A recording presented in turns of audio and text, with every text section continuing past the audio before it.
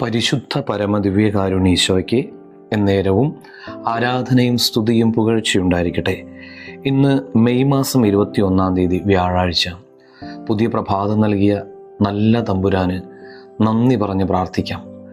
ഈ ദിവസം മുഴുവനും ഈശോയുടെ ചങ്കോട് ചേർന്നിരുന്ന് ജീവിക്കാൻ നമുക്ക് സാധിക്കട്ടെ. എല്ലാ പ്രവർത്തനങ്ങളും ഈശോ ആഗ്രഹിക്കുന്ന വിധത്തിൽ ചെയ്യാനുള്ള കൃപയ്ക്ക് വേണ്ടി പ്രാർത്ഥിക്കാം.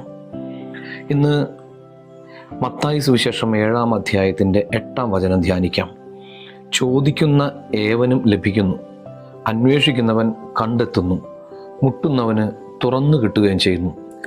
ഈശോ നൽകുന്ന വലിയൊരു വാഗ്ദാനമാണ് ഇന്നത്തെ വചനം. നിരാശപ്പെടാതെ കർത്താവിൻ്റെ മുമ്പിലായിരിക്കാൻ വേണ്ട കൃപ നൽകുന്ന വചനം. ആരുടെയും മുമ്പിൽ അടയ്ക്കപ്പെടാതെ എപ്പോഴും തുറന്നു കിടക്കുന്ന ഒരു വാതിലാണ് സ്വർഗരാജ്യത്തിൻ്റെ വാതിൽ. അവിടെയുള്ള ഏറ്റവും വിലയേറിയ സമ്പത്ത് യേശുവാകുന്ന